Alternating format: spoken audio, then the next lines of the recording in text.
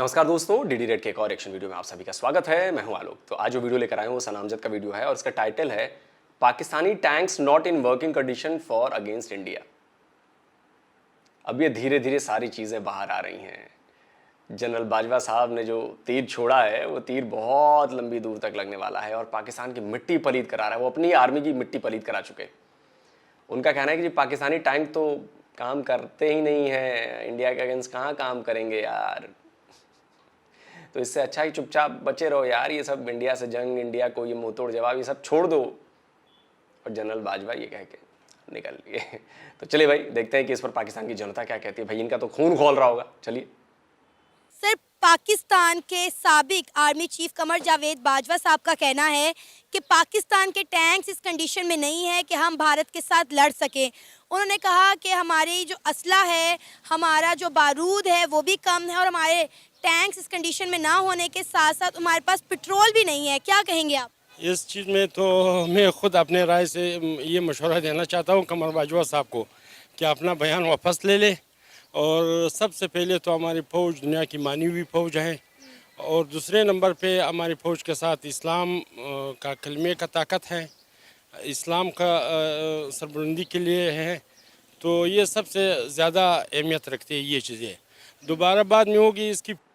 जैसे ही कोई कहता है ना कि हमारी फौज दुनिया की अजीमो शान फौज है और ये ताकत है, कलमे की ताकत है, वो ताकत है, ये ताकत है, तो मुझे आपकी सेना के ही एक ऑफिसर रहे हैं, उन्होंने किताब लिखी थी करगिल वॉर पर। उन्होंने एक इंटरव्यू दिया था, शायद हामिद मीर को दिया था, और उसमें जो बात उन्होंने कही थी ना, वो दो लाइनें जो थी, वो दो लाइनें बताने के लिए काफी है कि पाकिस्तानी सेना की औकात क्या है। सुनिए। मुशर्रफ साहब बार बार कहते हैं कि ये फौजी कामयाबी थी जिसे सफारती और सियासी मुहाज पर नाकामी में बदल दिया गया। ये कामयाबी उस वक्त तक थी जब तक आपका दुश्मन की फौज से सामना नहीं हुआ था। ये कामयाबी उस वक्त तक थी जब तक आपका दुश्मन की फौज से सामना नहीं हुआ था। सुन लिया आपने? जब तक आपका दुश्मन से सामना नहीं हुआ था तब तक आप अजीमो फौज शान फौज थे। और फिर मुझे एक और तस्वीर याद आती है, थोड़ा सा 99 से थोड़ा सा पीछे चला जाता हूं। 71 में 93,000 पाकिस्तानी फौज कलमे की ताकत के साथ सरेंडर कर दिया, लेट गए इंडियन आर्मी के सामने। याद है ना? जनरल नियाजी साइन करते हुए सरेंडर डॉक्यूमेंट पर, वो सरेंडर जो वर्ल्ड वॉर 2 के बाद दुनिया का सबसे बड़ा सरेंडर बना। 93,000 फौजी आपके घुटने के बल पड़ गए इंडियन आर्मी के सामने कि माफ कर दीजिए, सरेंडर करते हैं। तब कहां थी ताकत भाई? कहां घुसी थी ताकत तब? और सबसे मजेदार बात, अभी सबसे ताजा जो आप लोगों को जलाया गया है, बांग्लादेशी आर्मी के चीफ इंडिया आए थे, इंडियन आर्मी के चीफ जनरल पांडे से मिलने, और वो फिर वही ऐतिहासिक तस्वीर जो है वो रिलीज की गई पीछे। मैं जब भी इस तस्वीर देखता हूं मुझे बड़ी हंसी आती है। जनरल नियाजी सरेंडर डॉक्यूमेंट पर साइन करते हुए और उसके आगे बांग्लादेशी और इंडियन आर्मी के दोनों के चीफ, जो मौजूदा चीफ हैं, वो हाथ मिलाते हुए। कितना बर्नौल चाहिए भाई? मैं भिजवाता हूं, इन लोगों ने तो नहीं भिजवाया, मैं बर्नौल भिजवाता हूं। फिर इसको कहते हैं फौज जज्बे वाली जो इंडियन फौज है, ईमान वाली जो इंडियन फौज है, जिसके सामने सरेंडर किया था आप लोगों ने। फ्यूल का और इन चीज़ों का ये तो पता नहीं कि कमर बाजवा साहब किस कंडीशन में ये बयान दे रहे हैं। ये तो मुझे बहुत ज़्यादा नामुनासिब लग रहा है। हमारे पास आर्मी के बड़े अच्छे ऑफिसर हैं, हमारे पास हमारे जो joint chief of army staff हैं वो बड़े ईमानदार और नेक और अच्छे बंदे हैं। हमारे पास उसका कोर कमांडर जो बैठे हुए हैं वो बड़े सीनियर लोग हैं। पता नहीं इसका ये बयान देने का क्या मकसद है। सर, उन्होंने 25 सहाफ़ियों को बुलाकर ये बात की है। बस ये तो हम लोगों को खुद समझ नहीं आता है। मुझे तो पाक फौज पे, पाकिस्तान के अवाम पे 100% भरोसा है। इंशाल्लाह अल्लाह की मदद से ये तो इंडिया है कि हम लोगों ने अमेरिका को भी पाश किया हुआ है, इसराइल भी हमसे डरते हैं, और दुनिया की जो कौम है, जो मुल्क है, बाहर की मुल्क के जो हैं, वो हमारे फौज के मुकाबले में कुछ भी नहीं है। मैं तो ये कह सकता हूँ। कि हमारे टैंक्स भी फुल ऑप्शन में हैं, हमारे जहाज़ भी फुल ऑप्शन में हैं। हमारे पास अल्लाह पाक ने हमको इस्लाम की ताकत दी हुई है, कलमे की ताकत दी हुई है। तो इंशाअल्लाह अल्लाह की मेहरबानी से पहले तो लड़ना नहीं चाहिए। मैं तो ये कहता यही बात मैं आपसे करने वाली थी कि लड़ना ही क्यों है, हमारा हमसाया मुल्क है, उसके साथ ताल्लुकात अच्छे करने चाहिए, हमें जंग की बातें करनी ही नहीं चाहिए, सुलह की तरफ आना चाहिए। पहले तो सबसे यही बात जो आपकी बात है ये बिल्कुल 100% सही है। हमें हमसायों से और दोस्तों से बिल्कुल तो लड़ना नहीं चाहिए। फिर अगर वो लोग लड़ना चाहते हैं तो इस चीज़ में तो पाकिस्तान कमज़ोर किसी दुनिया में किसी से कमज़ोर नहीं है। तो अमेरिका को शिकस्त दे सकता है या इसराइल को दे सकता है या ब्रिटिश को दे सकता है, तो इंडिया क्या है? इंडिया हमारे सामने और हमारी फ़ौज के सामने। हमारे फ़ौज में बड़े अच्छे सीनियर अफसर बैठे हुए हैं, हमारे कोर कमांडर साहिबान और हमारे जो चीफ है, हमारे joint chief of army staff है, ये दुनिया के माने हुए लोगों में से हैं। सर अगर हम बात करें इंडिया की आर्मी की, तो इंडिया की आर्मी ना सिर्फ हमसे तादाद में बहुत ज़्यादा है, बल्कि उनका अगर हम बात करें वेपन्स की, मिसाइल की, तो वो हमसे ज़्यादा, उनके सिस्टम बहुत ज़्यादा अपग्रेड हैं। हमने देखते हैं, हम आए दिन कोई ना कोई चीज़ वो लॉन्च करते रहते हैं, जंगी बेड़े, इवन तक यहाँ तक कि उन्होंने असला खुद बनाना शुरू कर दिया। और इवन के यहाँ तक कि हम बात करें, उन्होंने जो ब्राह्मोस मिसाइल तैयार किए हैं रशिया के साथ मिलकर, उसे दूसरी कंट्रीज ख़रीदना भी चाह रहे हैं। एक से बढ़कर एक मिसाइल वो तैयार कर रहे हैं, एक से बढ़कर एक असला वो तैयार कर रहे हैं, जंगी बहरी बेड़े जो हैं वो तैयार कर रहे हैं। तो आपको नहीं लगता कि कहीं ना कहीं इंडिया हमसे इन चीज़ों में बहुत आगे है? सबसे पहले तो ये बात मैं कहता हूँ कि अफ़गानिस्तान में नेटो की हुकूमत आई, वहाँ पे दुनिया के जो सुपर पावर, तो हम अल्लाह को मानते हैं, मुसलमान हैं, इस पे हमारा यकीन है। सबसे पहले तो हमारा सुपर पावर अल्लाह है। और अल्लाह के बाद जो ये लोग आए थे जिस ज़ोर से अफ़गानिस्तान में, अफ़गानिस्तान के तालिब एक मोटरसाइकिल और एक कलाशनकोव पे लड़े हैं। 21 मुमलिकतों को नेटो को शिकस्त दी हुई है। हमारी फ़ौज तो दुनिया की मानी हुई फ़ौज है, हमारे तैयारी भी बिल्कुल अपडेट है, हमारे टैंक्स भी अपडेट्स है, हमारे मिसाइल भी अपडेट्स है, हमारे पास अच्छे मिसाइल हैं, बड़े दूर तक मार करने वाले मिसाइल। चलिए मैं ये आपकी बातें सारी मान लेती हूँ, लेकिन जब हमारे आर्मी चीफ 25 सहाफ़ियों को बैठकर ये बात कहेंगे, तो बात सिर्फ 25 सहाफ़ियों तक नहीं महदूद रह जाती, पूरे मुल्क में फैलती है। तो आप फिर क्या कहेंगे जब हम कहते हैं कि हमारी आर्मी सबसे बेस्ट है, हमारा हर वेपन जो है वो अपडेटेड है, तो फिर ये हमारे आर्मी चीफ जब इस तरह की बातें करेंगे कि हम इंडिया से लड़ने की हालत में ही नहीं है, तो फिर किस तरह का इमेज जाएगा पूरी दुनिया में? मैं तो सबसे पहले ये कहना चाहता हूँ कि हमारे मुल्क के बारे में जो भी है, अगर ब्यूरोक्रेसी में है या सिविल में है या फ़ौज में है, इस तरह बंदे की बात करने से इसकी इंक्वायरी होनी चाहिए। सबसे पहली बात तो ये है, क्या अगर सियासतदान करते हैं तो उसका इंक्वायरी होना चाहिए। पाक फ़ौज इस तरह एक इदारा है कि इसमें किसी को मदाखलत नहीं करना चाहिए, क्योंकि हमारे पाकिस्तान की और आवाम की सर के ताज है। अगर सर पे ताज ना हो तो सर बेमाने रह जाता है। तो मैं तो ये कहता हूँ कि जो भी है फ़ौज से हो, जुडिशली से हो, जिससे भी हो, वो एक बात मुझे काजी फाजी साहब की बड़ी याद है। उसने बोला था कि तनकीद इदारे पे नहीं करना चाहिए, तनकीद बंदे पे करना चाहिए। इदारे में हर किस्म के आदमी आ सकते हैं। एक इदारे में जुडिशली को हम ख़राब कहते हैं, जुडिशली सब ख़राब नहीं है। हम फ़ौज को ख़राब कहते हैं, फ़ौज मुकम्मल ख़राब नहीं है। फ़ौज में 2 बंदे होंगे, 3 बंदे होंगे, 4 बंदे होंगे, बाकी हमारी फ़ौज दुनिया की पावरफुल फ़ौज है। और दुनिया ने मानी हुई है कि पाकिस्तान की इंटेलिजेंस इदारे, पाकिस्तान का फ़ौज, हम दुनिया को ये बात सिखाते हैं कि हमारे साथ क्या कोई कर सकता है। तो उसकी ये जुर्रत कैसे हो सकती है कि हमारे ऊपर हमारे पास कलिमे का ताकत है, हमारे पास मुसलमान का ताकत है सबसे पहले। फिर हमारे साथ दोस्त मुल्कों ने जिस तरह तुर्की है और बाकी मुल्क सऊदी अरब है, इन मुल्कों के मुसलमानों के हमारे साथ दिल धड़कते हैं। तो हम लोगों को तो पहले इस तरह बात करनी नहीं चाहिए। तो हम बाजवा साहब को, मैं ये पैगाम अपने तरफ से बाजवा साहब को देना चाहता हूँ कि बाजवा साहब थोड़ा सोच समझ करके बयान देना चाहिए। सर आपका नाम? अली। सर पाकिस्तान के एक्स आर्मी चीफ जो हैं कमर जावेद बाजवा साहब, उनकी एक स्टेटमेंट बहुत ज़्यादा आजकल गर्दिश कर रही है। उन्होंने कहा कि पाकिस्तान के टैंक्स इस कंडीशन में नहीं है कि हम इंडिया के साथ लड़ सकें, ना तो हमारे टैंक्स इस कंडीशन में हैं और ना ही हमारे पास फ्यूल है। क्या कहेंगे आप उनकी स्टेटमेंट पर? ओबियसली आर्मी चीफ़ हैं वो, आर्मी चीफ़ उन्होंने एज आर्मी चीफ़ पाकिस्तान को सर्व किया है, तो वो किसी ना किसी लॉजिक की बेस पे ये बात कर रहे होंगे। उनको आइडिया है, बेहतर आइडिया है कि हमारी आर्मी कितनी स्ट्रॉन्ग है। और वैसे भी ये बात अगर हम इसको इस वे से लें कि ये हमारी आर्मी इस वीक है तो फिर तो ये बिल्कुल एक नेगेटिव बात है, लेकिन उन्होंने इस वे में इसको बात को नहीं किया। हम एज एन आर्मी या एज अ पाकिस्तानी हमें इस बात को नेगेटिव नहीं लेना चाहिए। और वैसे भी हमारी पाकिस्तान की इकॉनमी इस टाइम पे इतनी कम है जो कि मुकाबला कर ही नहीं सकती, और इंडिया हमारे साथ क्या लड़ेगा? ऑलरेडी एक गिरे हुए मुल्क को वो और क्या गिराएगा? और इंडिया के पास और बहुत सारे काम हैं, उनके ऑलरेडी इकॉनमी इतनी स्ट्रॉन्ग है, वो फोकस कर रहे हैं अपने आईटी के ऊपर, अपनी इकॉनमी को स्ट्रॉन्ग करने, और बजाय इसके कि वो पाकिस्तान के साथ लड़ें और उस मुल्क के साथ लड़ाई करें जो मुल्क ऑलरेडी एक वीकनेस का शिकार है, एक इकॉनमी जिसकी ऑलरेडी बहुत ज़्यादा वीक हो गई है। तो मुझे नहीं लगता कि इंडिया हमारे के पास इतना टाइम है कि वो पाकिस्तान से लड़ाई करेगा। तो पाकिस्तान को इन बातों को सोचने की ज़रूरत नहीं है मेरे ख्याल में कि वो अपनी इकॉनमी को बेहतर करें, और वो सॉरी कि पाकिस्तान इंडिया के साथ लड़ सकते हैं कि नहीं लड़ सकते। मुझे लगता है उनको ये सोचना चाहिए कि हम अपनी इकॉनमी को किस तरीके से बेहतर करें, और बहुत सारे ऐसे तरीके हैं कि हम अपनी इकॉनमी को बेहतर कर सकते हैं।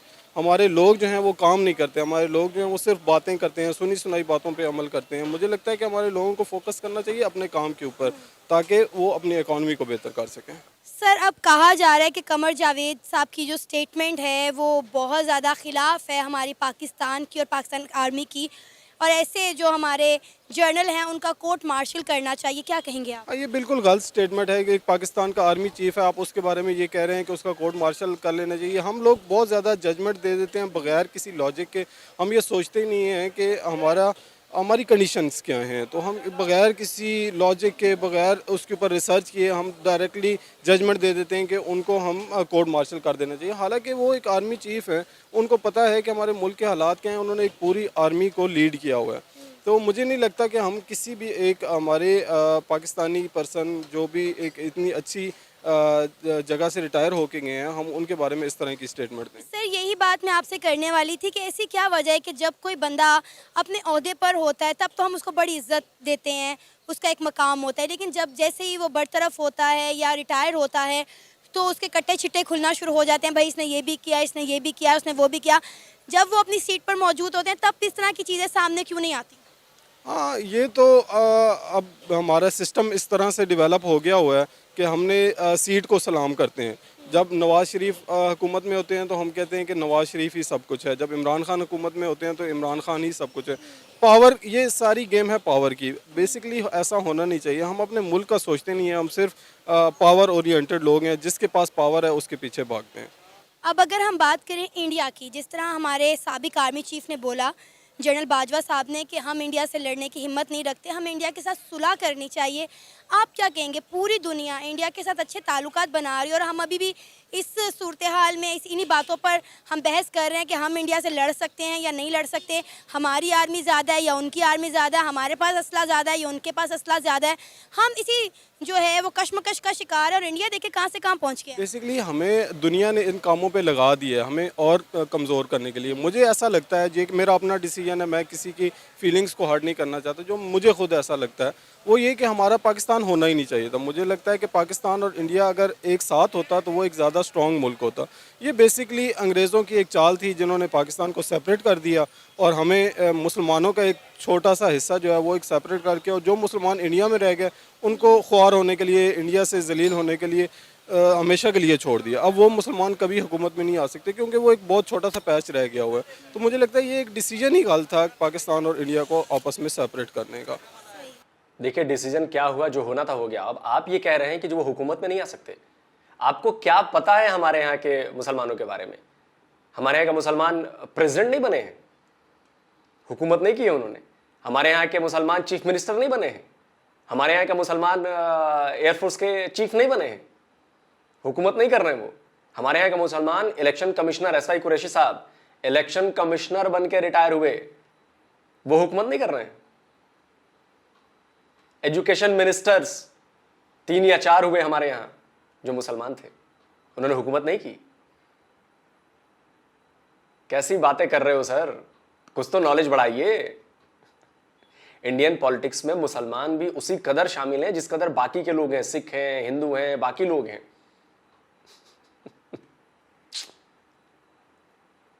तो ये इंडिया तो मुझे नहीं लगता कि हमारे साथ लड़ाई करेगा कभी। उनकी ये सोच ही नहीं है, वो अपनी इकॉनमी को स्ट्रॉन्ग कर रहे हैं। लेकिन हम ये अपने मुल्क की सतह पे हम ये सारे डिसीजन मेक करते रहते हैं कि हम उनसे लड़ सकते हैं, हम नहीं लड़ सकते। इंडिया को ज़रूरत ही नहीं है हमसे लड़ने की, हम ऑलरेडी इतने वीक हो चुके हैं कि मुझे लगता है कि इंडिया की हमसे लड़ने की ज़रूरत नहीं है, हम वैसे ही ऑलरेडी बहुत डाउन हो चुके हैं। पाकिस्तान के साबिक army chief general Qamar Javed Bajwa साहब की एक स्टेटमेंट सामने है। उन्होंने कहा कि पाकिस्तान के जो टैंक्स हैं वो इस कंडीशन में नहीं है कि हम इंडिया के साथ लड़ सकें। उन्होंने 25 सहाफ़ियों के सामने ये बात की है, कहा है कि हमारे पास ना तो टैंक्स इस कंडीशन में है और ना ही हमारे पास फ्यूल है। क्या कहेंगे आप? मैं तो ये कहना चाहूँगा कि क्योंकि वो हमारे साबिक आर्मी चीफ़ हैं, उनको इन चीज़ों का बेटर आइडिया है कि हमारे जो हथियार हैं वो किस कंडीशन में हैं। तो वो उनको इस बारे में बेहतर नॉलेज होगा कि मतलब किस कंडीशन में हमारी सूरत हाल है, क्या हम आया फ़ाइट कर सकते हैं उनके साथ या नहीं कर सकते। तो ये तो उनका जो हमारे से नॉलेज है वो काफ़ी बेहतर है। तो उन्होंने अपने नॉलेज के हिसाब से ये स्टेटमेंट दी होगी ना, तो उनको क्योंकि बेटर आइडिया है। लेकिन ऐसा होना नहीं चाहिए क्योंकि बजट की भी इतनी कमी नहीं है उनको, उनके मतलब टैंक्स रेडी होने चाहिए at each and every time, और फ्यूल की भी कमी नहीं होनी चाहिए उनको। तो मतलब ऐसी स्टेटमेंट बनती नहीं थी जो दी है उन्होंने। यही तो सब कह रहे हैं कि ऐसी स्टेटमेंट देना पाकिस्तान के एक साबिक आर्मी चीफ को जो है वो सूट नहीं करती। उन्हें काफ़ी ज़्यादा तनकीद का निशाना भी बनाया जा रहा है। जी ऐसे ही है। बेसिकली जब आप हिट करेंगे मतलब अवाम को तो ये यकीन है ना कि हमारा सबसे ज़्यादा जो एक्सपेंस है वो हमारी डिफेंस पे हो रहा है। ऐसा ही है। तो मतलब जब इतना ज़्यादा इन्वेस्ट कर रही है अवाम उस चीज़ पे, तो वो काम भी ठीक ना हो। वैसे भी तो किसी चीज़ का कोई हाल नहीं है, अगर जिस चीज़ पे सबसे ज़्यादा हमारा एक्सपेंस हो रहा है वो भी उस सूटेबल कंडीशन में ना हो, तो मतलब आवाम को तो मतलब उनके जो जज्बात हैं वो मजरूह होंगे ना, तो उनको डेफिनेटली उनको गुस्सा आएगा, भाई ये क्या है, भाई हम इतना इस खर्चा भी हो रहा है हमारा लेकिन हम फिर भी किसी काम के नहीं है, तो कोई फ़ायदा नहीं है हमारे सारे काम। मुझे ये बताएं कि हम हमेशा लड़ाई, जंग, हथियार, टैंक्स इन सब की ही बातें क्यों करते हैं? हम कभी एजुकेशन सेक्टर की बात क्यों नहीं करते? हम कभी आईटी सेक्टर की बात क्यों नहीं करते? हम ये कह रहे हैं कि हमारे टैंक्स ऐसी कंडीशन में नहीं है कि हम इंडिया के साथ लड़ सकें। हम ये क्यों नहीं कहते कि हमारा एजुकेशन का निज़ाम अच्छा नहीं है, हमारा आईटी का निज़ाम अच्छा नहीं है, हम इन सेक्टर्स में इंडिया के साथ लड़ नहीं सकते? हम इन चीज़ों में मुकाबलेबाजी क्यों नहीं करते? बस ये तो हमारी जो सोच है ना बड़ों की, वो शुरू से ही उन्होंने लड़ाई पे लगाया हुआ है हमको। कितनी 4-5 जंगें कर चुके हैं हम, और हर वक्त जो लाइन ऑफ कंट्रोल है उस पर सीज़ फायर की वायलेशंस हो रही होती हैं। तो ये तो हमारे जो अपर लेवल पे जो बंदे बैठे हैं, ये तो उनको सोचना चाहिए ना इन चीज़ों के बारे में। जब वही इस तरह की बातें कर रहे हैं तो नीचे वाली अवाम तो फिर डेफिनेटली उन्हीं के रस्ते कदम पे चलेगी। तो अब हम बात करें इंडिया की, इंडिया आए दिन कोई ना कोई अपना जंगी हथियार, जंगी सामान, कोई मिसाइल, जंगी बहरी बेड़े जो है लॉन्च करता रहता है। लेकिन उन्होंने कभी ये नहीं कहा कि हम पाकिस्तान के साथ ये कर देंगे, हम पाकिस्तान के साथ वो कर देंगे। वो अपना एक एक्सपेरिमेंट करते हैं, अपनी चीज़ें बनाते हैं, लेकिन हम बैठे बिठाए ऐसी तरह स्टेटमेंट देते रहते हैं। तो उनको ज़रूरत नहीं है ना, मतलब पाकिस्तान के पास है क्या जो उन्होंने आके जिसके ऊपर उन्होंने कब्ज़ा करना है। उनकी मतलब एक कंपनी हमारी टोटल जीडीपी से ज़्यादा है उसकी जो नेटवर्थ है, तो उनको ज़रूरत नहीं है मतलब पाकिस्तान के ऊपर अटैक करने की। उन्होंने करना क्या पाकिस्तान पे अटैक करके? पहले ही डूब रहे हैं हम लोग। तो मतलब वो तो अपनी प्रोडक्टिविटी बढ़ा रहे हैं ना, जैसे कार प्रोडक्शन उनकी सबसे ज़्यादा है। इलेक्ट्रिक व्हीकल उन्होंने ऐसी बना ली है, पता नहीं 850 किलोमीटर वो एक बार चार्ज करें उसको तो वो दौड़ सकती है उनकी इलेक्ट्रिक व्हीकल। तो वो तो, और एप्पल स्टोर भी खुला है वहाँ पे, सबसे बेहतरीन जो बात है। वो ऐसी कोई व्हीकल नहीं है, वो मर्सिडीज़ है। इंडिया में पहली इलेक्ट्रिक मर्सिडीज़ जो है वो लॉन्च कर दी गई है और वो करीब 850 किलोमीटर एक बार चार्ज में जा सकती है। तो छोटी कंपनी नहीं है, मर्सिडीज़ है। तो मतलब इन्वेस्टर वहाँ पे आ रहे हैं ना, तो सारे जो मतलब वो उनका जो रुझान है ना वो पॉजिटिव चीज़ों पे है। वो खुद को ग्रूम कर रहे हैं, खुद को मतलब बेटर कर रहे हैं। और कॉल सेंटर सबसे ज़्यादा वो उधर इंडिया में ही है, जो सबसे बड़े बड़े कॉल सेंटर्स हैं। अमेरिका जो है अमेज़ोन, उसके जो कॉल सेंटर्स हैं, रिले ऑपरेशन सेंटर्स, वो इंडिया में है मोस्टली। तो मतलब वो खुद को इस हवाले से इम्प्रूव कर रहे हैं और हम वैसे लड़ाई की बातें करते रहते हैं। प्रोडक्टिव चीज़ों के बारे में हमारा ध्यान ही नहीं है। स्टूडेंट देख लें आप, टिकटॉक शिकटॉक वगैरह सारा कुछ करेंगे, और कॉलेज स्कूल जब पढ़ाई की बात आएगी तो हम नहीं जा रहे भाई। मैट्रिक करके मोस्टली लोग छोड़ रहे हैं हमारे जो। बिल्कुल, आप सारी बातें 100% सही कह रहे हैं। अच्छा, जब हमें पता है हम इंडिया के साथ नहीं लड़ सकते तो हम इंडिया के साथ सुलह क्यों नहीं कर रहे? बस यही तो मसला है। अब वो हमारे बाबा आज़म कायद-ए-आज़म मोहम्मद अली जिन्ना ने कहा था कि कश्मीर पाकिस्तान की शहरक है। इंडिया वाले कहते हैं भाई कश्मीर हमारा है। उन्होंने पता नहीं वो मूवी भी बनाई है लाल सिंह चड्ढा के नाम, पता नहीं ये कश्मीर फाइल्स के नाम से उन्होंने मूवी बनाई है, आपने जी, देखी? कश्मीर फाइल्स के नाम। जी जी। तो उन्होंने कहा है कि ये पहले यहाँ पे हिंदू पंडित थे, बाद में मुसलमान आए तो उन्होंने आके यहाँ पे सारा कुछ कब्जा किया और पंडितों को यहाँ से भगा दिया।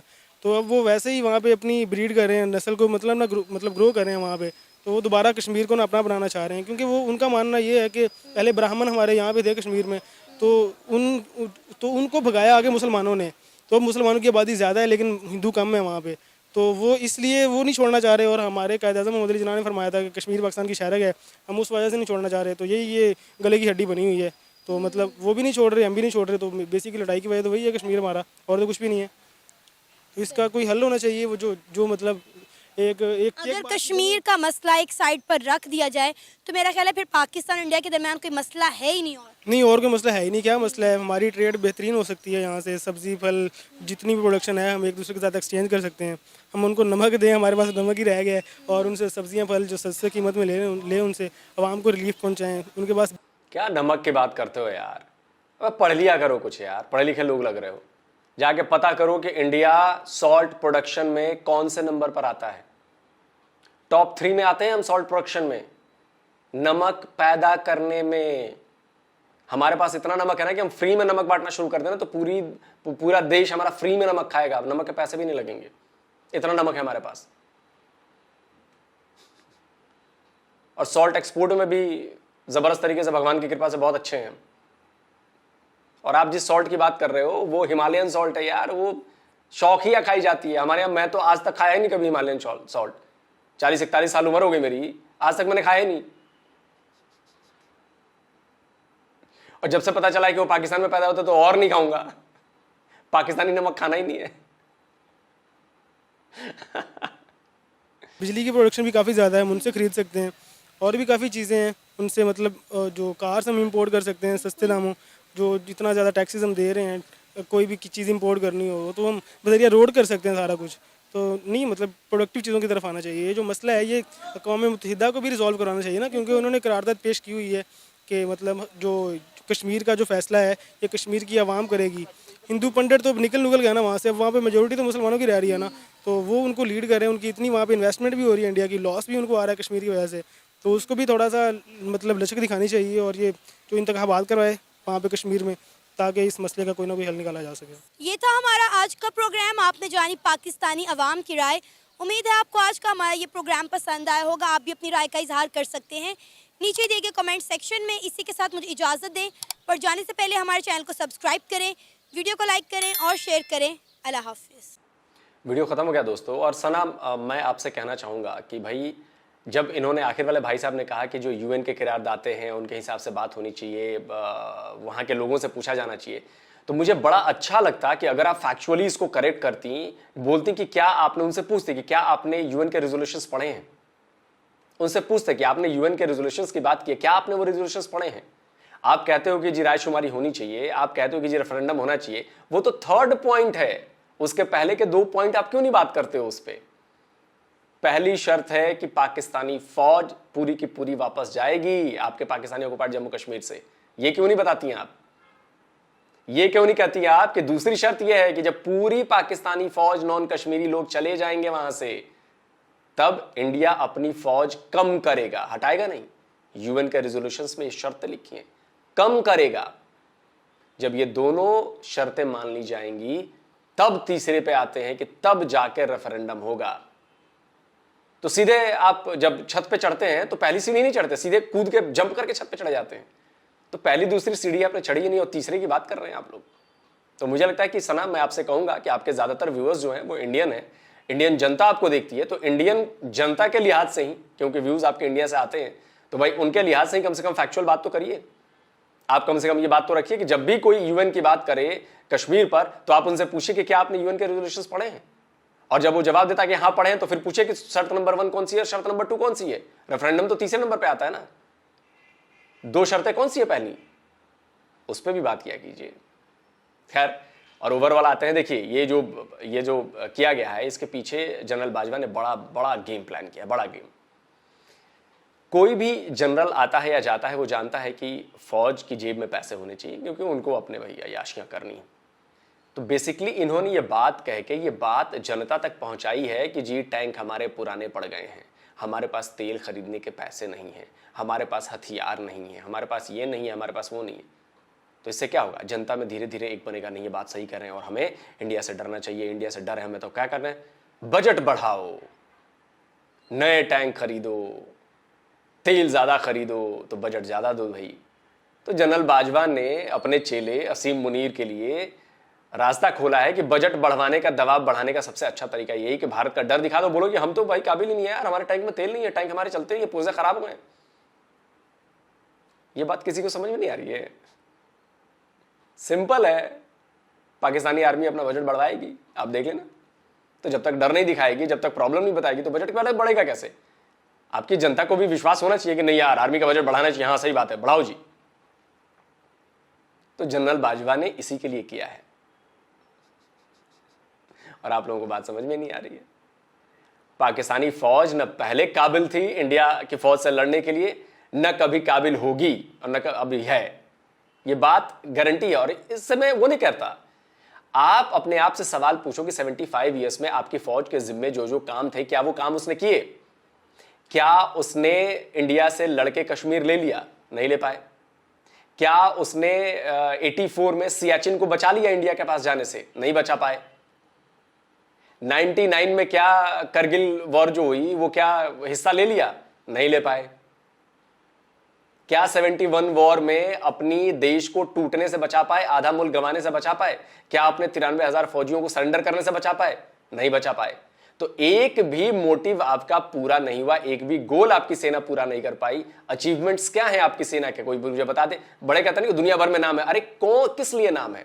अचीवमेंट बताओ ना। अचीवमेंट है 93,000 फौज के सरेंडर की, अचीवमेंट है सियाचिन अपना इलाका गंवा देने की, अचीवमेंट है अपना आधा मुल्क गंवा देने की। अचीवमेंट तो बताओ ना यार, क्या अचीवमेंट है? चलिए जल्दी हाजिर होता हूं एक और नए वीडियो के साथ। नमस्कार, जय हिंद।